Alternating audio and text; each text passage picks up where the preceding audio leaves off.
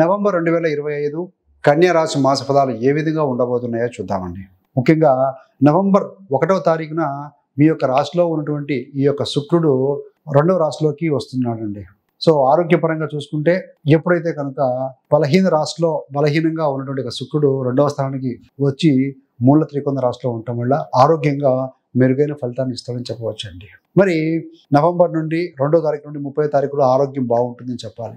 ఈ కాలంలో శారీరక మానసిక అంటే ఈ రెండింటిని బ్యాలెన్స్ చేసుకోవడం కోసం మీరు జిమ్ కానీ యోగా కానీ పుస్తక పఠనం కానీ ఏదైనా బుక్స్ చదవటం కానీ ఇలాంటి కార్యక్రమాల మీద దృష్టి పెడతారు.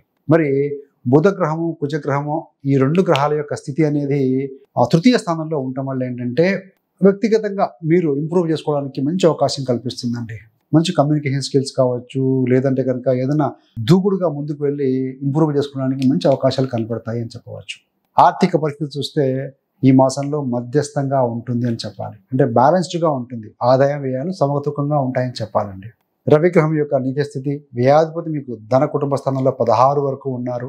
మరి శుక్రుడు కూడా 2వ తారీఖు నుండి రవితో కలిసి కొంతకాలం పైన చేస్తారు కనుక మిశ్రమ ఫలితాలు ఇస్తుంది అని చెప్పాలి. ధనాధిపతి శుక్రుడు ధనస్థానంలో ఉన్నా కూడా వ్యయాధిపతి ఉన్నారు కాబట్టి కుటుంబ పరంగా ఇలాంటి వాటి పరంగా కొంత ఖర్చు ఉంటుంది అని చెప్పవచ్చు. మరి ధనాదాయం విషయంలో వస్తే వివిధ మార్గాల ద్వారా ధనాదాయం వచ్చే అవకాశం కూడా కనపడుతుందండి. ఏ విధంగా రావచ్చయ్యా ధనము అంటే కమిషన్ రూపంలో అనుకోకుండా వచ్చి డబ్బులు వచ్చే అవకాశం ఉంటుంది. అదనపు ఆదాయం ఉంటుంది.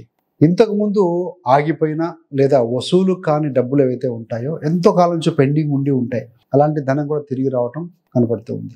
కానీ ఈ యొక్క రవిగ్రహము నీచ స్థితి వలన డబ్బు కొంత వ్యయంగా కూడా వెళ్తుంది. ఈ యొక్క గవర్నమెంట్ సంబంధమైన పనులు, కుటుంబ తల్లిదండ్రుల అవసరాలు, కుటుంబ వ్యయాలు లేదా అప్పు చెల్లింపుల కోసం ఈ యొక్క ఖర్చు అనేది ఆ విధంగా కనపడుతూ ఉంటుందండి. సో ఎందుకు రవి గవర్నమెంటు తండ్రి కారకుడు కుటుంబ స్థానం ధన కుటుంబ స్థానంలో ఉన్నారు కాబట్టి ఆ రకమైన మనకు ఖర్చు అనేది కనపడుతూ ఉంది. మరి ప్రయాణము వాటి పరంగా వచ్చే ఎక్స్పెండిచర్ ఎలా ఉంటుందయ్యా అంటే ట్రావెల్ అండ్ ఎక్స్పెండిచర్. 3వ స్థానం అంటే ప్రయాణాలు కూడా అండి, దగ్గర ప్రయాణాలు. తృతీయ స్థానంలో ఈ యొక్క కుజ బుధ కలయిక ఉంది 23 నవంబర్ వరకు.